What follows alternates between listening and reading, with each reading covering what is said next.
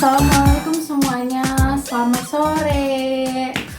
Di sini kita bakalan seru-seruan nih, sekaligus sharing-sharing ilmu ya. Di sini ada narasumber kita, teman saya, Kak Meli. Halo Kak, gimana kabarnya? Alhamdulillah baik. Alhamdulillah. Di sini Kak Meli bakalan membawakan informasi yang menarik, yaitu tentang amal yang tidak akan terputus ketika kita sudah meninggal. Masya Itu Allah. salah satunya sedekah jariah yang berbentuk wakaf. Oke. Pertama, Kameli ini bakalan ngebawain materi wakaf di negara mana sih? Untuk negara, saya memilih negara Mesir. Piramida. Oke. Firaun. Kenapa tuh Kameli bisa tertarik dari sekian banyaknya negara nih? Kenapa Kak tertarik memilih negara Mesir? Karena negara Mesir ini termasuk salah satu sejarah yang sangat panjang ya. Terbentuknya, terus khalifah-khalifah juga banyak kan yang dari Mesir juga gitu. Terus ada universitas yang menarik, yang ternama. Tahu gak? Apa tuh? Universitas Al-Azhar. Itu ada di Mesir ya. Iya. Berarti universitas tersebut terbangun karena adanya badan wakaf yang di sana. Iya, benar sekali. Oke, langsung saja ya Kak. Saya pengen tahu nih, gimana sih awal mula munculnya istilah badan wakaf di negara tersebut? Boleh ya, saya agak baca sedikit. Iya, gak apa-apa dong. Buat temen-temen juga yang nonton, boleh sambil dibuka bukunya, kita belajar bareng-bareng. Buku ya. Untuk perintis wakaf pertama kali di Mesir itu adalah seorang hakim di era Hisham bin Abdul Malik yang bernama Taubah bin Namir al-Hadrami yang menjadi hakim pada tahun 115 Hijriah. Kemudian ia mewakafkan tanahnya untuk dibangun bendungan dan manfaatnya dikembangkan secara produktif untuk kepentingan umat. Kemudian wakaf yang dirintis oleh beliau ini dikembangkan sangat cepat, sangat pesat, terutama pada masa kekuasaan Daulah Mamluk, yang Daulah Mamluk ini berdiri sekitar 1250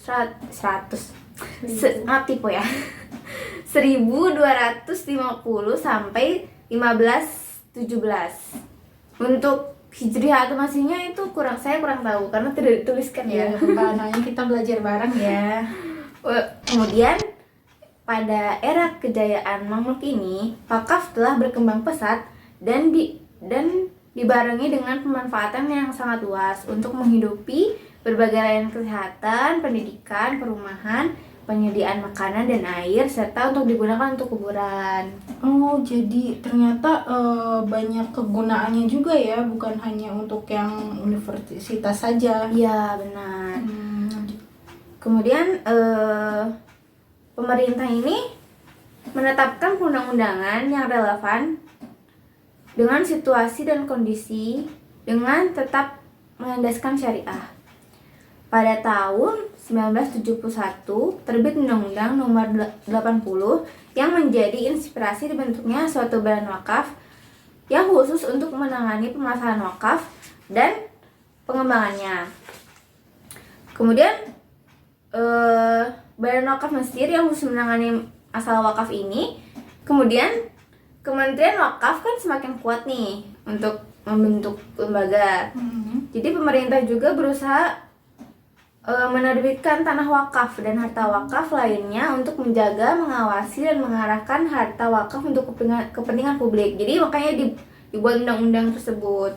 Oh, jadi di sini peran pemerintah sangat penting ya. Iya, karena badan wakaf sudah masuk dalam undang-undang, itu badan wakaf yang dimaksud dalam undang-undang ini dibentuk secara resmi melalui surat keputusan Presiden Mesir pada tanggal 12 Sya'ban 1392 Hijriah atau 20 September 1972. Kita belum lahir ya. yang bertanggung jawab dalam melakukan kerjasama dan memberdayakan wakaf itu adalah Kementerian Wakaf dari Mesir. Kemudian bermulanya wakaf itu terjadi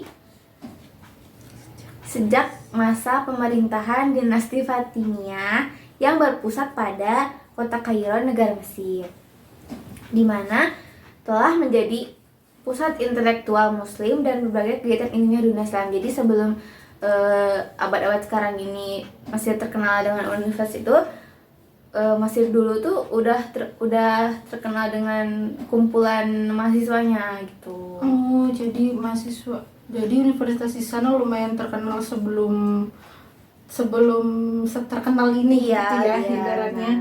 Oke.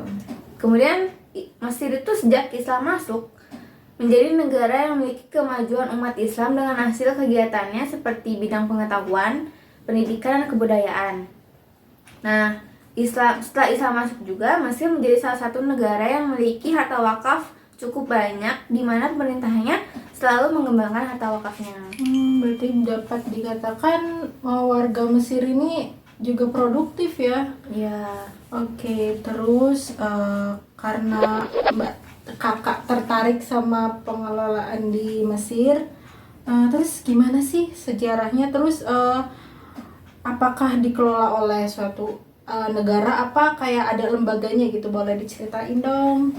Untuk pengelolaan harta wakaf ini itu dana ya, bentuknya dana yang dijadikan sarana prasarana pendidikan bagi negara Mesir, dan terjadilah pusat pendidikan dengan dana wakaf tersebut sebagai beasiswa untuk mendanai beasiswa para pelajar. Oh, berarti di Mesir banyak beasiswa ya? Ya. Keren. Terus Untuk pengelolaan wakaf itu dikelola oleh universitas. Nah, pendiri universitas ini didirikan oleh Bapak Jauhar Al-Khatib Asikli, dan Al-Azhar ini merupakan universitas tertua di dunia yang kemudian di tanggal 7 Ramadan 361 Hijriah atau 22 Juni 1972, pendiri Universitas Al-Azhar ini memainkan peran penting dalam sejarah peradaban Islam. Setelah berabad-abad pendidikan Islam dan puluhan ribuan mahasiswa telah berpusat pada Universitas Al-Azhar ini, dan pengelolaan wakaf diawasi oleh Kementerian Wakaf, yaitu Wizaratu Al-Auqaf. Oh, jadi lembaga wakaf yang ada di Mesir tuh namanya Wizaratu Al-Auqaf ya? Iya. Oke, terus bentuk wakaf yang dikelola sendiri di negara Mesir itu berbentuk apa sih, Kak? Untuk dana seperti yang sudah saya bilang tadi, bentuknya itu uang, dana beasiswa. Jadi yang telah terkumpul itu dapat digunakan sebagai dana beasiswa untuk para pelajar yang ingin bersekolah di universitas tersebut. Kemudian untuk pengelolaannya itu dilakukan dengan cara menginvestasikan harta wakaf di bank Islam jika itu berupa uang, dan ke berbagai perusahaan seperti perusahaan besi dan baja. Untuk menyempurnakan pengembangan wakaf, Badan Wakaf membeli saham dan obligasi dari perusahaan penting. Ya, gitu. Kemudian hasil pengembangan wakaf itu diinvestasikan ke berbagai perusahaan tersebut. Di samping itu, untuk mendirikan tempat-tempat ibadah dan lembaga-lembaga pendidikan juga dimanfaatkan untuk membantu kehidupan masyarakat seperti fakir miskin, anak yatim, para pedagang kecil. Kesehatan masyarakat juga termasuk dengan mendirikan rumah sakit dan penyediaan obat-obatan bagi masyarakat yang membutuhkan. Kemudian yang saya dengar nih, Mesir juga katanya berencana untuk membuat model rumah sakit yang akan berupaya memberikan pelayanan gratis bagi seluruh masyarakat. Kemudian juga katanya bakal bikin perumahan bagi masyarakat setempat. Real estate ya, real estate. Menarik ya. Iya, seperti itu ya. Jadi dana yang terkumpul ini bisa dikatakan diinvestasikan ya Iya, ke benar. perusahaan untuk mengolah dana tersebut lebih banyak lagi. Iya. Oke, terus dari yang kakak ketahui, dari yang kakak baca-baca nih, sekitar berapa sih dana yang sudah terkumpul untuk pendanaan di Universitas Al-Azhar? Untuk dana yang sekarang saya kurang tahu, tapi untuk dana awal berdiri itu, Wakif itu mewakafkan sekitar 147,32 juta pon. Masya Allah. Dan itu sebesar 110,6 miliar rupiah. Dana ini diwakafkan oleh Khalifah Al-Hakim bi Amrillah, yang kemudian dikelola dengan baik seperti yang saya sebutkan tadi. Seperti itu. Dari cerita kakak tadi nih ya, tentang sejarah, tentang pengelolaan, menurut Kameli itu apa sih kelebihan dari wakaf di negara Mesir itu? Untuk kelebihannya itu, mereka tuh pinter mengelola baik dari aset maupun dananya. Karena terbukti bahwa aset yang dulu cuma tanah itu bisa dijadikan pusat pendidikan yang Masya Allah notabene-nya udah bagus banget, yang terpandang di dunia, dan bukan hanya negara muslim yang mengakui tapi seluruh dunia. Masya Allah ya, Iya. di sana berarti bener-bener produktif, pinter mengelolanya. Benar. Tapi kan semua dibalik kelebihan kan ada kekurangan kan ya, ada Iya. kelemahan. Menurut kakak, pandangan Kameli sendiri gimana sih kelemahan di pengelolaan wakaf di negara tersebut? Untuk kelemahan ini hanya spekulasi saya saja.